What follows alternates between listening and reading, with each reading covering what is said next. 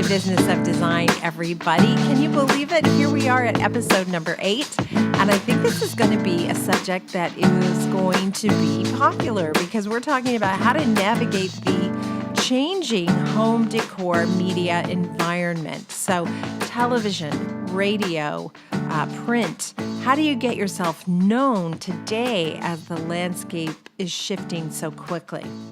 Now, it's not every day you can introduce the guy who got you your very first gig in design publishing. That was in 1993, and it was for Style at Home magazine. Design pro and media darling Karl Lohnes phoned me out of the blue and said, "I have an opportunity for you." Style at Home, which is one of Canada's national home design magazines, is looking for a designer to produce a feature for the holiday issue. Well, I said, that's me. I'll absolutely do it. I'm so excited. Now, keep in mind, I had absolutely no idea what this meant. Or, as it turns out, I had absolutely no idea how much work it would be. An enormous amount of work, ultimately, it took to pull it off. But I have a yes personality. A lot of us do have a yes personality. And I was eager for the break, and I didn't want to let Karl down. So I said yes. Karl went on to explain that the magazine had a home in Toronto's Cabbagetown, and they were hoping to produce a 6-page feature that included an overall shot of the living room and the dining room, all decked out for the holidays, which is so nice, and then a shot that links those two spaces, because you'll notice that in a lot of magazines, if you're thinking about taking photography for print, they like a shot of the main room and the other main room, and then they like to see how those two rooms connect. So I always make sure I get those shots. In addition to those main overall shots, they also wanted several pages of detailed shots that would include all of my great holiday decorating ideas. Well, of course, I didn't have any holiday decorating ideas, so I did what a lot of us do, and I got busy looking for inspiration.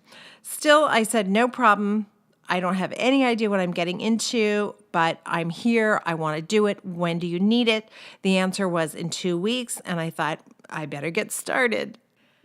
Off I went, full of good ideas, but as it turned out, it was July. So there's my first problem.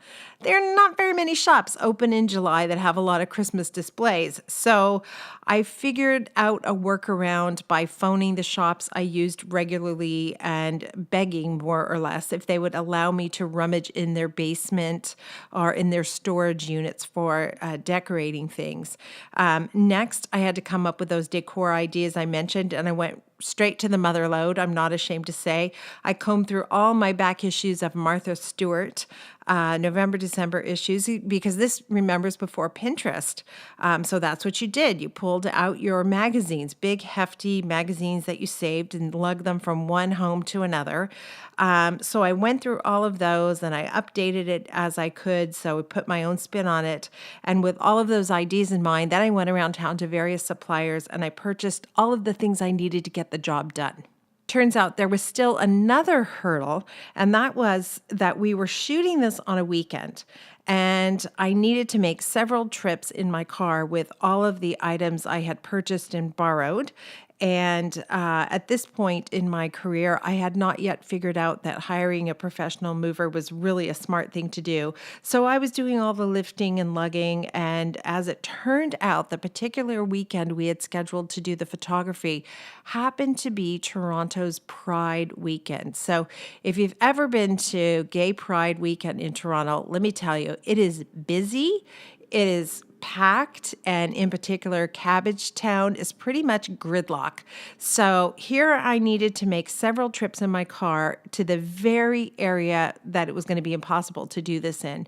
In any case, I won't bore you with all the details because I'm scrappy, and I did ultimately deliver a finished product. It was shot for the magazine. I still have the original magazine because it was just over the moon exciting for me. And I know how you all feel when you finally get published. It's just like beyond spectacular. So of course I kept the magazine. Not only did Karl get me my first credit in a magazine, a national magazine, which was so great, but I also learned so much from working with the art director and with a professional photographer. I was fortunate because Style at Home was relatively new, and subsequently they asked me to be design editor, which was a role I took on for 18 years. And I learned so much being part of a decorating magazine during those fruitful, busy years for print. But none of that would have happened without my buddy Karl Lohnes. So, in addition to being an advocate and a friend, Karl is an interior decorator. The Washington Post and Arizona Times have called him the Dr. Phil of decorating for a very good reason. Karl really knows how to speak the language of stylish, no-nonsense decorating. His clients love him. And I mentioned previously, he is absolutely a media darling. He's been on every radio program there is, a whole bunch of television shows. And if the name is familiar, you may remember him from 8 years as a decorating expert on This Small Space on HGTV. He did 152 episodes. Now, since then, of course, he's gone on to do a whole bunch of different television shows, and he's highly sought after as a media ambassador for a lot of well-known brands, including KitchenAid, Philips, Starbucks, Nespresso. And what you're going to learn from Karl is that, yes, you do need to have talent to make it in this business, and specifically in the world of design and decor media, but you also need to nurture a yes attitude and be prepared to be flexible and accommodating. He's also sitting in a really good spot to share perspective on how the industry has changed and how that's going to impact you. And he's going to tell us how he capitalized on his own traits to meet and work with one of his idols, Martha Stewart. So Karl and I are going to talk about how the business has changed, how you can use it, print and television, to increase your profile and build your brand. And he's going to share his 30-minute rule, which I had never heard of before, for getting the attention of TV hosts. So I think you're going to love it. Now, before I jump in and introduce Karl, I do want to give a shout out to our friends at Patrick Reynolds Media. These are my go-to people when I need to produce a video. We've done a lot of television work together, but specifically for my website, I will shoot home tours with Patrick Reynolds. And also they do all of our Business of Design videos as well. And you know, when you're launching a podcast, you don't have a whole lot of sponsors lined up to support you. So I especially want to say thank you to Patrick for taking a chance on us when we were brand new and initiating our sponsorship life at Business of Design. Thank you so much for that. If you're in the Toronto area, Patrick Reynolds can do not only video production, but he's a great coach. He knows all about branding and editing and all that kind of good stuff. And if you're not local, he'll do his best to find somebody in your hood who can help you. Thank you to Patrick Reynolds Media. For more information about them, go to businessofdesign.com, episode number 8. And now, I think you're all ready to meet Karl Lohnes. Well, it's not every day you get to interview your career angel. And Karl, you probably, I don't even know if you know that I think of you that way, but you got me my first gig in a magazine. And I'll never be able to repay you for what that did for me. So thank you. I know I've said it before, but thank you again, Karl. Well, you are welcome, and what an honor to be called your career angel of stats. That's great. You know, every one of us who steps into this industry, we might have a little bit of talent. That's great, but you need luck too, don't you? You need to get a few lucky breaks, and it's good to reach out and help that person who's on the road behind you.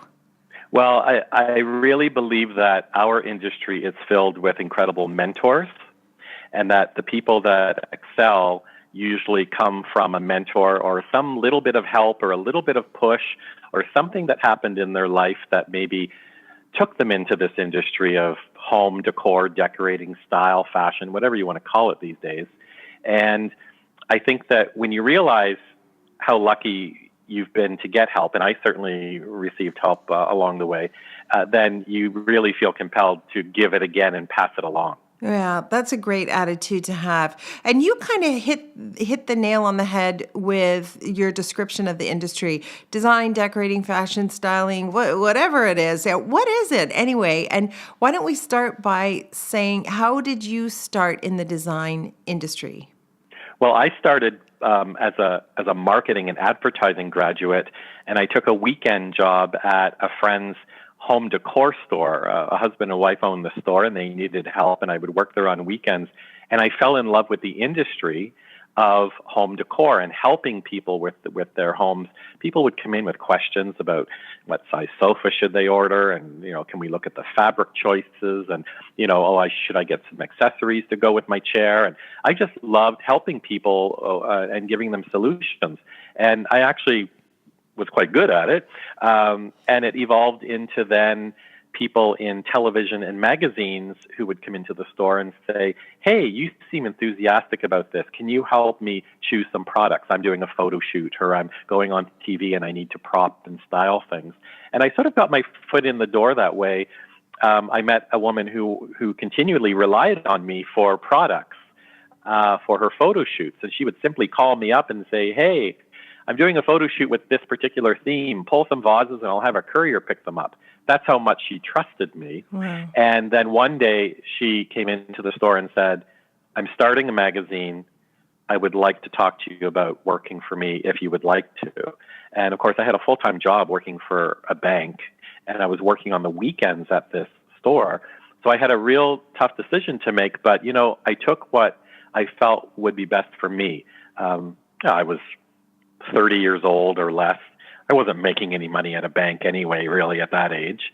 And, I thought, well, if it's going to make me happy, then I have to do it. And literally started to help design and work on a magazine, took night school classes to further my own education. And then, of course, what happens is you get in a magazine and everybody thinks you're a decorating expert, and then the TV shows call. And that was long ago when cable television was coming to Canada. Places, shows like or networks like HGTV were starting to enter Canada, and they needed Canadian content. And of course, they went to the big magazines first, and then I evolved into doing some television. So a series of lucky breaks. I mean, we talked about that. You need a series of lucky breaks. But behind the scenes, I know you, Karl, and you worked so hard to get good at your craft. You didn't take it for granted. You weren't just a pretty boy. You were also somebody who wanted to become the expert, right?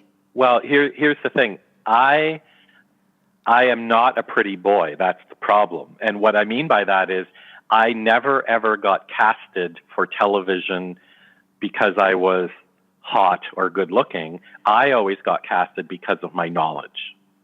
And I think to know our strengths is great. And I think that for the average person, that can probably mean a lot because, some people say, well, she's really, really beautiful and she's on TV, but what does she know or what does he know?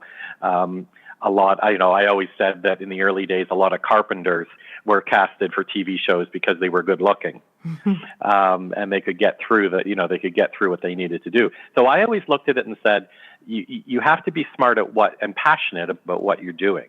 And truly, I made sure that I knew what I was talking about, and I really wanted to become an expert in the field so that people might respect what I said and my suggestions I made. And then you become confident. And by the way, Karl's a handsome man, so you have both things going for you. But you didn't rely on that. That wasn't you didn't go in as a 30-year-old beefcake. You went in. No, and actually, and as a matter of fact, after 9 years on HGTV, there was no longer a need for me. I was a man in my 40s. I was kind of overweight. I'm not an ugly person, but I don't want to talk about looks and be crazed with that. But they were looking for really young, enthusiastic people to entertain people on television. Right, right. And that became my time to go away from TV and try other things. Mm-hmm. So I always said that my career has evolved every 7 years. I worked for a magazine for 7 years. I worked in television for 7 years. I did home show appearances and those types of gigs for 7 years, and media. So every 7 or 8 years, I had to morph my talents into something new, but try to stay within the home decor industry. Well, that's a good timeline for everybody because I think our entire body, every cell in our body regenerates within 7 years. So you're Well, always brand new every 7 years. It just regenerated again. And, I sort of left. I mean, at one point, 2 or 3 years ago, I was writing newspaper columns. I was writing a magazine column. I was on morning television every week, and I was doing radio every 2 weeks.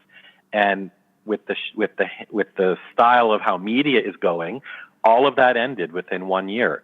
And really, I felt like my identity had gone because I was known to be in the media, every genre of it. So now I'm taking up the cast of doing broadcast media tours, which means I still get to be on TV. I still get to contribute to media, but I represent products, and the products I work with are the ones that I like to work with. And basically, to be honest, they pay my time to go on television. Okay. So would you say it's safe to say that getting a gig on TV or getting published in a magazine is not in and of itself going to make your career? It's not going to make you famous. So if you're listening and you're thinking that I just need to get published and then I'll be famous, that's not what I'm hearing from you, Karl. And that wouldn't be my experience either. No, you do not become famous for being on television or being in a magazine. But each media form, TV and magazines, offer very different things.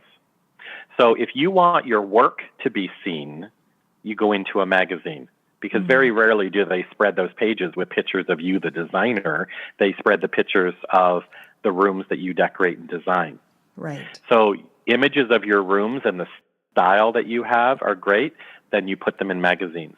If you want yourself to be known, perhaps like I did with trying to be an expert, then you want your face to be seen, and that's where television comes in handy. Right. So there's two very different ways to do it.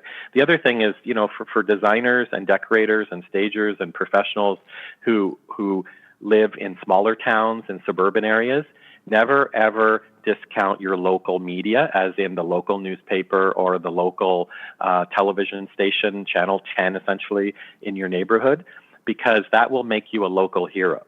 Mm-hmm. And that's often where you want your business to be. Right. I have people clear across Canada that know who I am, but I can't work for them. I can't fly out and decorate a powder room for somebody in Calgary unless they have a lot of money to spend on flights and hotels. So practicality says, what do you really want out of your business? Do you want a thriving business, or do you want to be famous? And those are two very different things. Right. When I am on TV all the time and writing for the newspapers and writing for the magazines and being on radio, that's a job in itself. So I really don't have a lot of time to help people decorate. I try to keep up with it. I try to keep in touch with my favorite clients and help them when they need it. But those clients also understand that I have a whole other side of a business that I look after, who makes me what I am, essentially. So it's very different. Okay, so one of the things I'm definitely going to ask you is, if you've never been published, if you've never been on TV, how do you get there? But before we go down that media path, I asked you how the business was when you started. How do you think the business has changed over the last 25 years? What in your opinion is going on here? Well, I think that there's a lot happening. I think that when I started 25 years ago, doing this, there wasn't as many resources for the average homeowner. So look at all the blog sites now where people who feel they have style can become a so-called expert in the field of helping people and inspiring people. Instagram, right, is another form of inspiring people. Look what I see. If you like it, then I'll inspire you. So I looked way back then. I thought about back then, and I thought, we were pumping out a magazine because there was only one other magazine in Canada to offer people decorating advice and inspiration. There were maybe 3 or 4 TV shows in all of Canada that were decorating. Now, of course, there's channel after channel after channel. There's the internet. There's blog sites. And almost the old-fashioned way of learning, like magazines and going to home and garden shows, are becoming a little bit defunct. So we have to find new ways to bring content, to bring inspiration to people, that's easy, affordable, and also reaches them in a bigger way. Right. And have you been able to kind of track how the changing media has impacted your decorating and design clients? How has that changed over Oh, the years?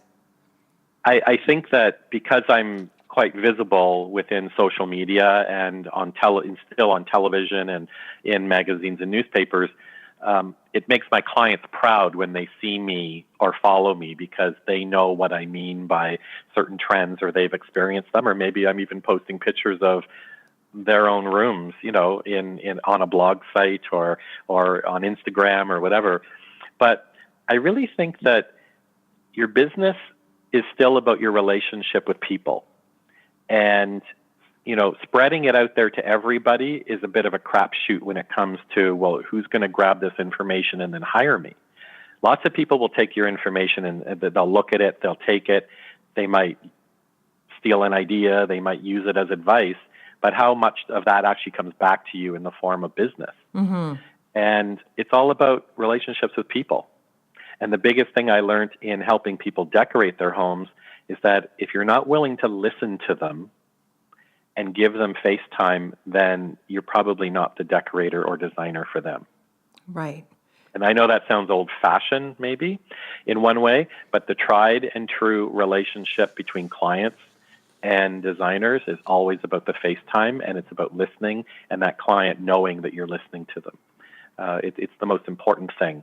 If a client feels like a designer isn't listening and they just present something and the client feels like it's not on jive for what they were talking about, then you've lost all your ability to connect with your client. Right. And most of us, I think, will relate to that because most of us, I think, are people pleasers.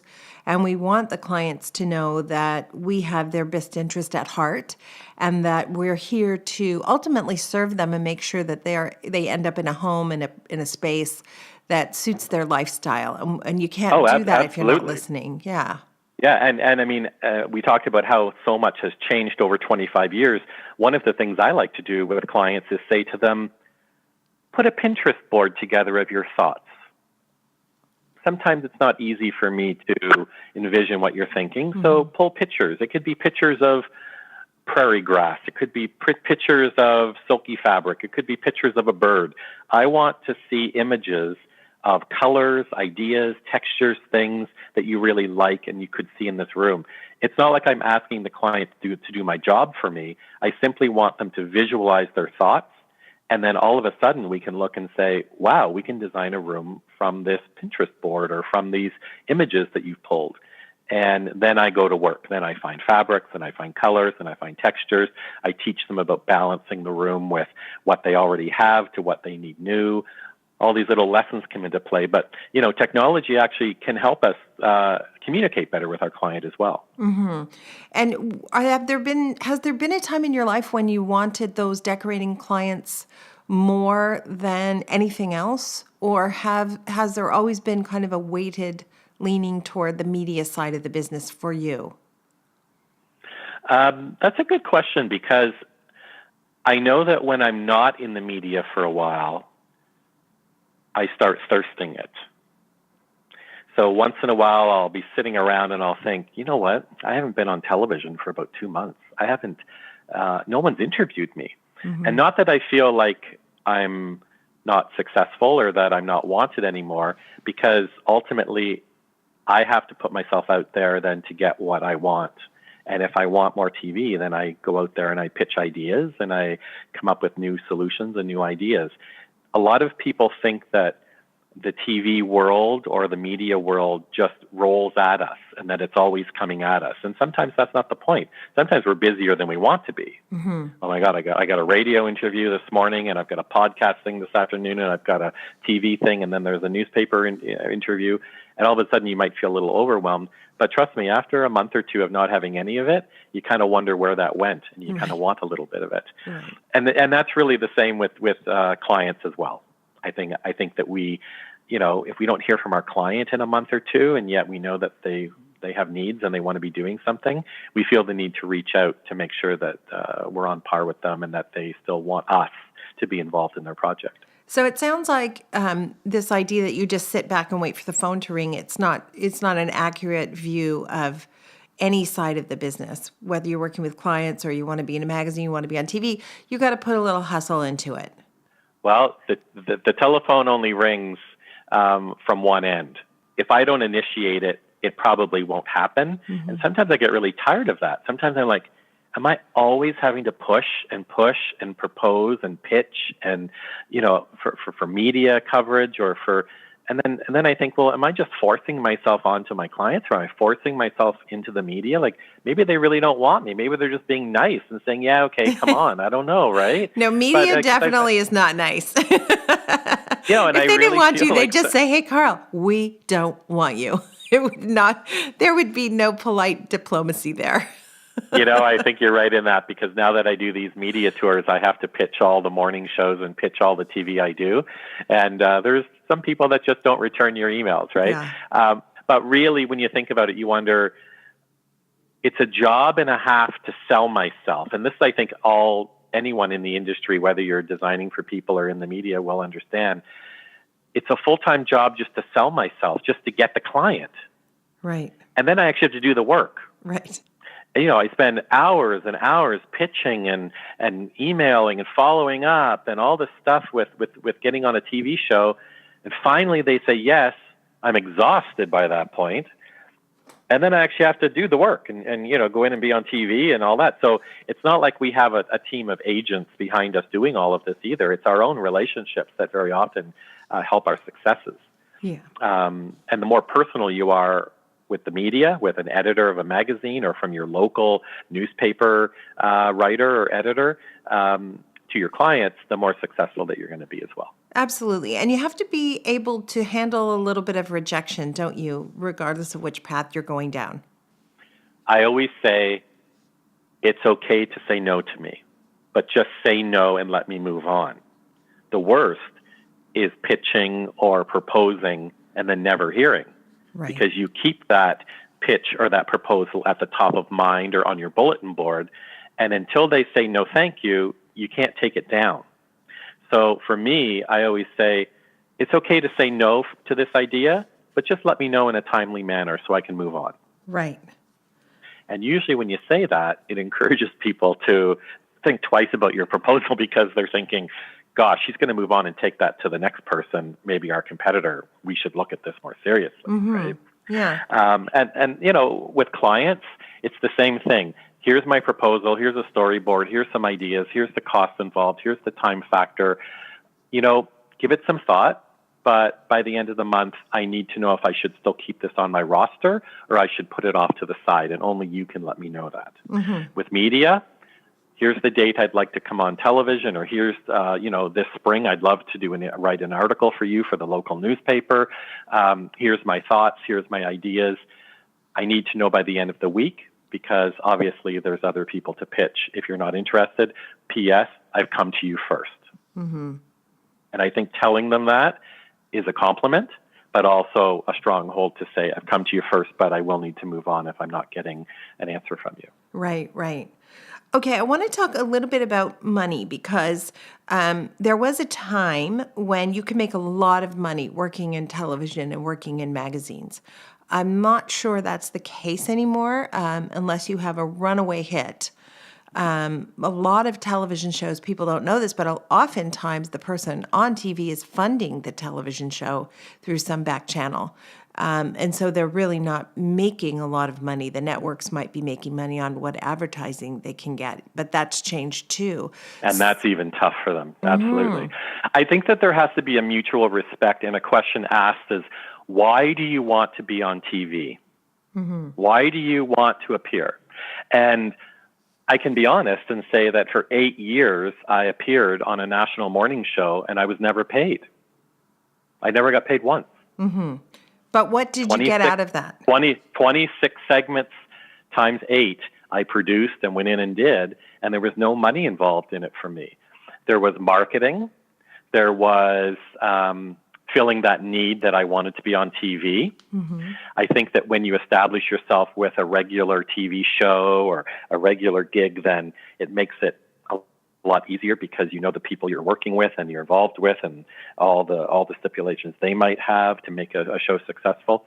But television is never going to make you rich, truly, at a cable level, if that makes sense. So, you know, your local cable show or the HGTV type shows or the makeover shows. Right. Television only pays out when you can reach masses. And usually it's comedy or drama that helps, not decorating ideas like what I do. Years ago, it was new. And when you were on cable television, you had the opportunity to be exposed around the world. But you know, most of those people made their money then from the offshoots. They made money from the book from the TV show, or they made money from personal appearances because you were on the TV show. So there's a lot of benefits for being on TV, but it's a marketing effort ultimately that you've been given. Right. So you're going to have bragging rights in your community. Your clients are going to see you on TV. It allows you to raise your fees if you're doing design and decorating projects. But I have to say, in addition to that, or behind the scenes, you also want to make sure you are an expert in design. Like I tried to make that point at the beginning. You can't just go on TV and say, this is super pretty and this is super awesome, and then take that into a client's home. You really do have to know what you're talking about. Well, some people try it, but it doesn't last all that long. Right. That type of gig doesn't last very long. I think that if you're not an expert, then you may not have longevity. And your expertise could be on anything in home design. So just because you're not a know-it-all in everything doesn't mean that you can't be successful. You know, there's people that have made their fame and fortune out of being experts just in fabric, or just in furniture, or just in lighting ideas or rules, or paint colors. So you can go into niche markets within decorating and be known as an expert, but to try to be an everything to everybody often doesn't work in our industry anymore because there's so much information available out there. Right.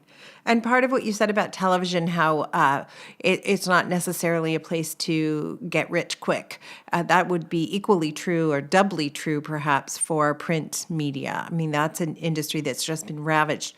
I know when you got me into print media, I actually I could have made a decent living just doing print media. And I don't think that that's true today. I think it would be very hard to do today. No, I think that print media, like being published in magazines or having a column in your local newspaper or magazine, is a great way to garner some respect locally or to garner respect from readers. But most of those readers aren't going to hire you. Most of the television viewers are never going to call you. It's upping your persona, upping maybe your value a little bit to those that do know you and want you. Your profile. But television is definitely a way for people to learn more about you as a person because your facial expressions, how you talk, your attitude towards things. Whereas magazines and newspapers, it's written material done by somebody else quite often or edited by somebody else, and it has a voice to it that matches the magazine or the newspaper rather than you. So, for instance, when I had advice columns in newspapers and magazines, I would give my advice, and then the editors would write it in a voice that matched their magazine. And even though my picture was there, people relied on the information I gave more than how I said it or what I did with it. Right, that makes sense. Okay, so for me, and this hopefully, if you're listening, this is helpful. For me, really, the money that I make, the salary that I earn that supports my lifestyle comes from the design clients. That is an industry you can still make a lot of money in. The television, the print, all of that stuff can boost that up. It can give it a leg up in terms of your profile. But the real money is being, I think you can still make with the clients versus being on television or being in magazines. But you touched on something. Well, you're not on television or you're not in a magazine unless you have something core to offer. There you go. And your core business is decorating people's homes. Right. So it all goes back to, what do you do best? I decorate people's homes. When people ask me these days, so what do you do for a living? It's hard for me to explain that because I say, well, I'm an interior designer and decorator, but I also help companies design products. I also go on TV and show products and ideas, and I also write, and I also, write a book, and I also do many other things.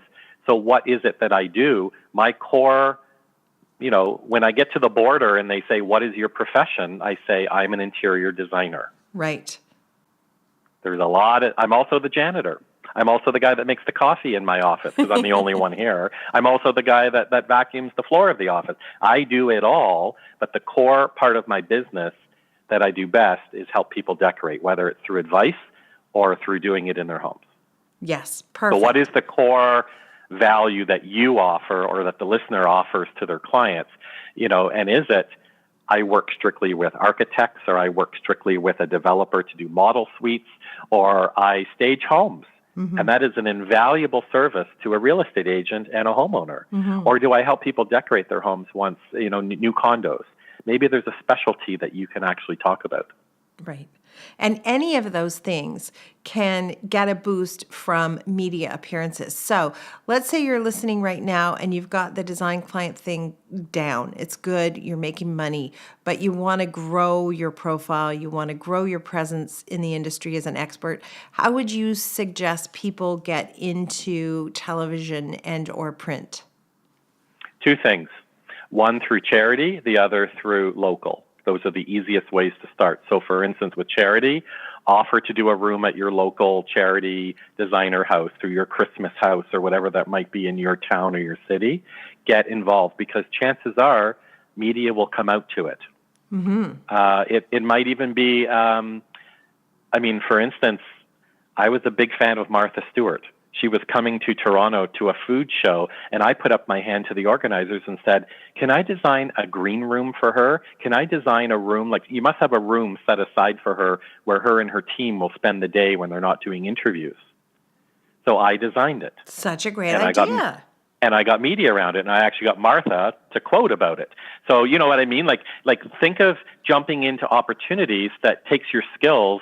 Martha's people were like, where did this couch come from? And wow, how did you know that how did you know that Martha likes white vinyl office chairs, to sit in all day? Because I had everything all sort of done nicely. Right. I copied her office in New York. I found pictures of it, and then I turned this green room into a replica of the office that she has in New York City. So they were all quite surprised when they walked in and saw similar things. That was my idea about impressing them, but also getting a bit of media around it. Maybe there's a flower show or a Christmas show or something in your town where you can decorate a table. Maybe they often do the charity tables. So getting involved with local charities in order to show off your talents is the best. I remember you, Kimberly, decorating a stage set for a women's conference. I did. In Canada. It was crazy. You remember that? Yes. I remember it. Women of Influence. I remember that. Yeah, Women of Influence. Yeah, Women of Influence. And I remember that you decorated the stage. And I thought, boy, she's on top of it. Because, of course these people need help with the stage. Right. Of course they want it to look good. Of course they're going to get Kimberley Seldon. She's the best designer in Canada to do it. And you did it. I was so a little jealous. I got to meet Martha and Shirley MacLaine and don't know, Deborah Winger. I got all these. Right. And I have photos of all of them on the website back in the day, which was really fun.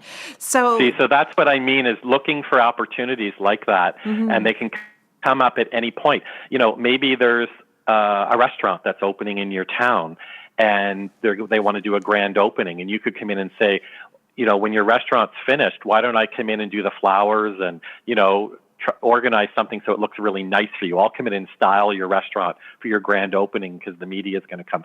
Offering your services like that on a charitable basis isn't such a bad idea. And then the other part, go local. Go to your local newspaper and say, hey, I've got this great, or I've been doing some research. I found out that there's some great fall trends coming up for this year, and I'd love to list the top 5. I'm a local decorator.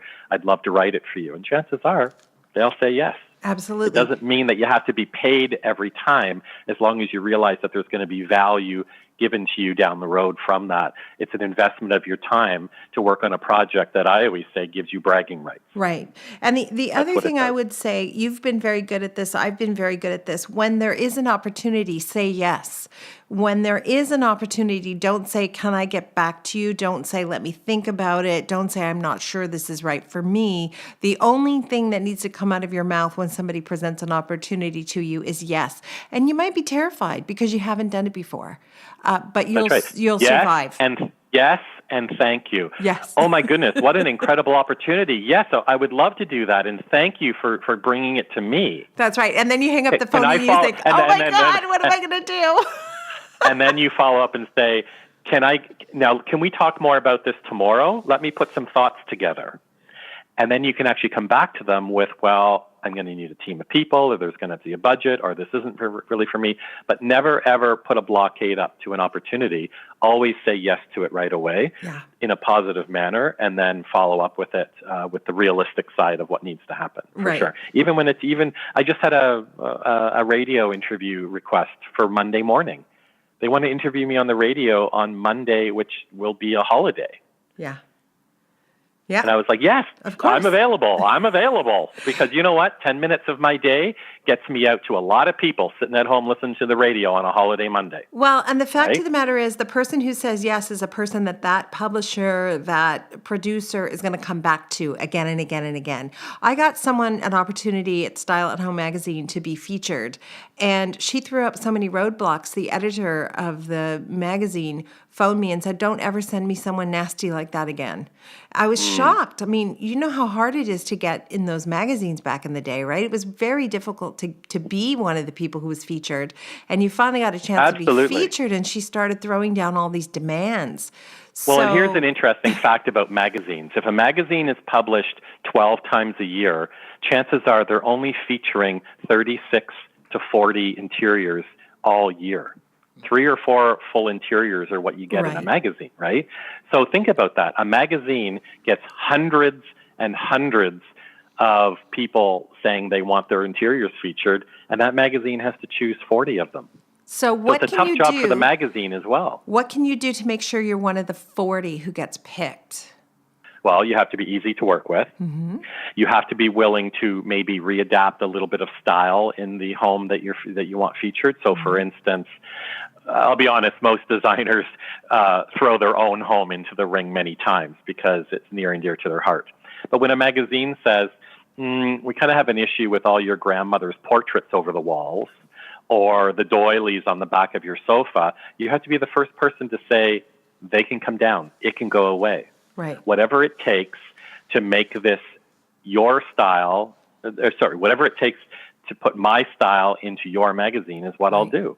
And very often we find common things. You know, we find patterned rugs are taken away. We're finding more modern vases are used in spaces. We're seeing black and white photo images leaning on mantles. And that's because they took away the old Monet-looking painting that was hanging above the fireplace and just leaned something more modern, because sometimes it's not about you, it's about how how the magazine is going to inspire their reader. Right. And they know their reader better than you do. That's right. So a couple of things, too, I would suggest. Know the magazine or the publication you're pitching to.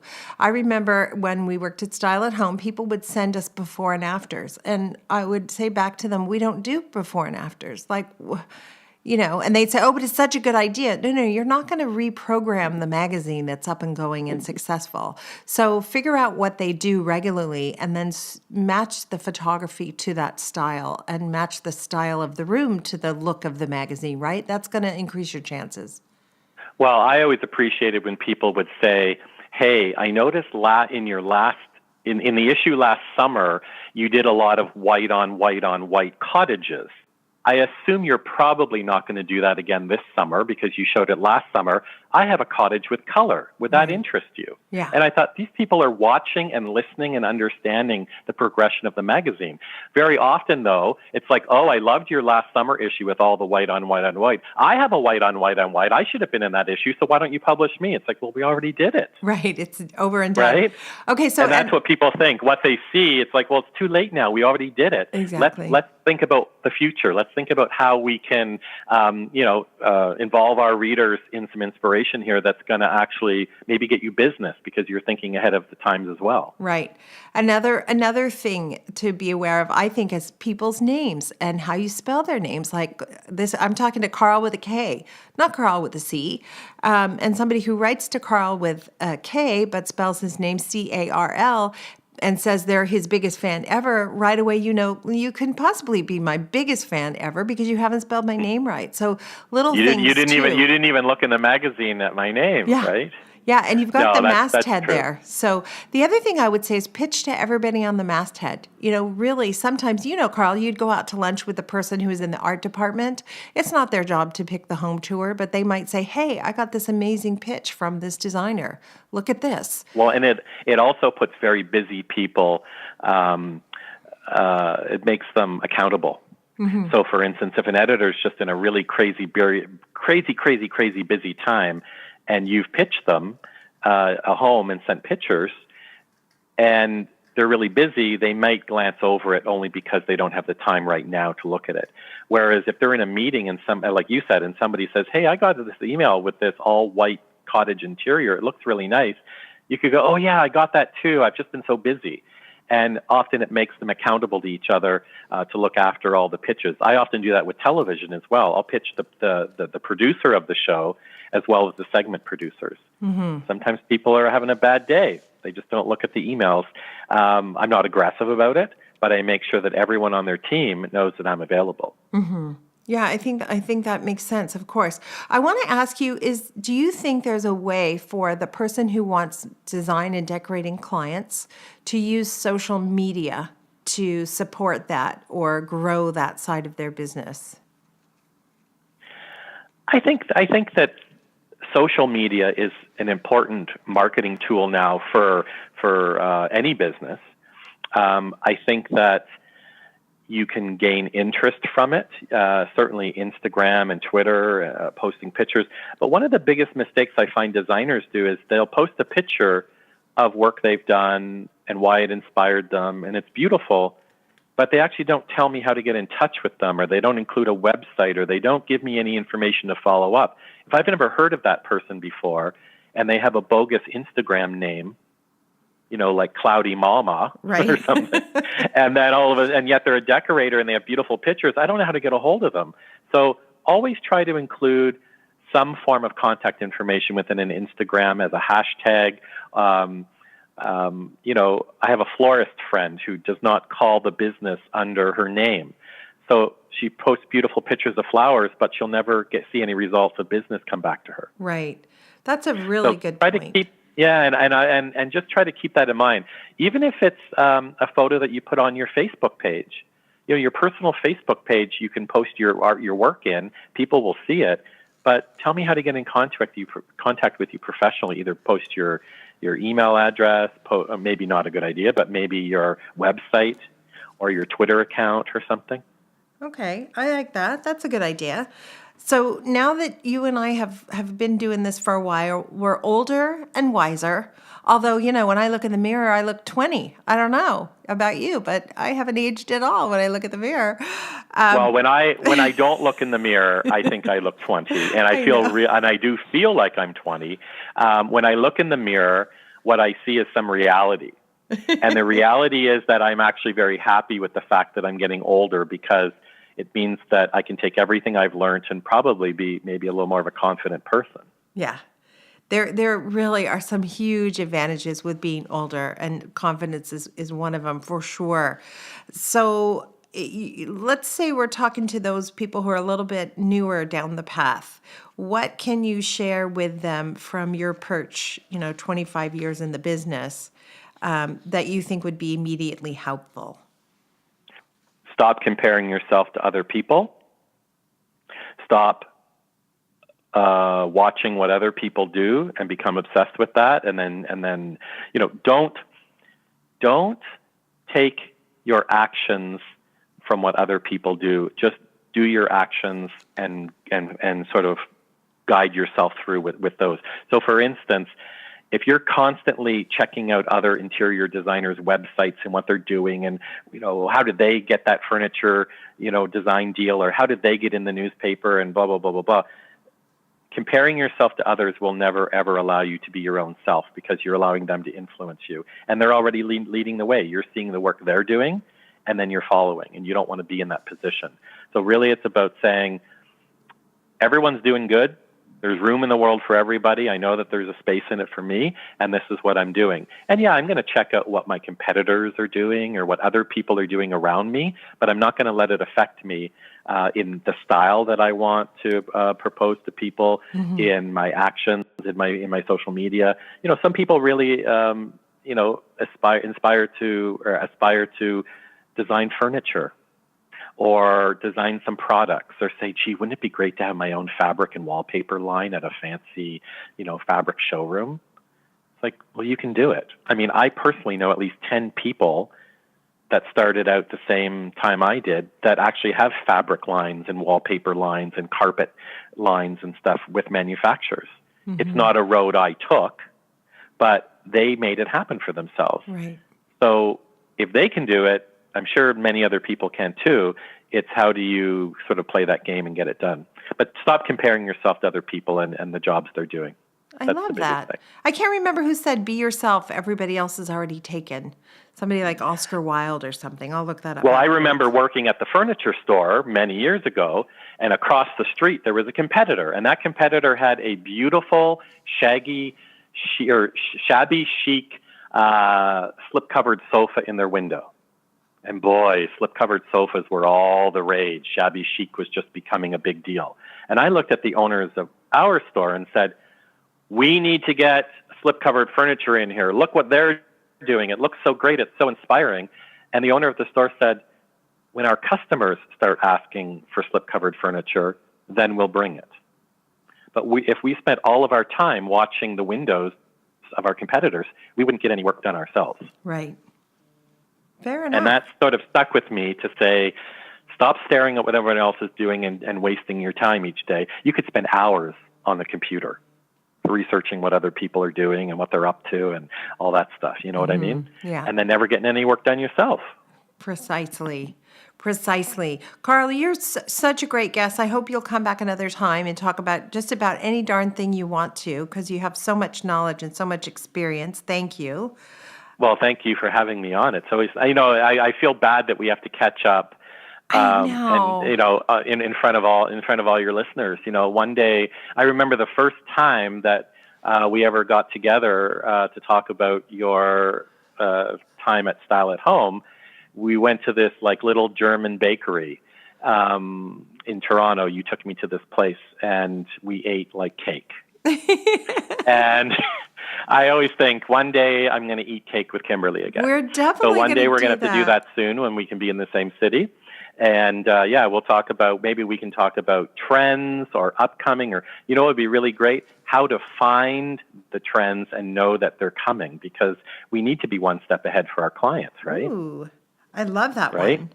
It's a tough thing to go, oh, geez, I'm going to propose purple colors, because I know purple's coming 2 years down the road, and I want my client's home to be, quite smart looking. That's so smart. I love that. And by the way, Karl, before I forget, what are all the different social media coordinates people can find you on? Because you always post great pictures of cake and food and baked goodies. Oh my gosh.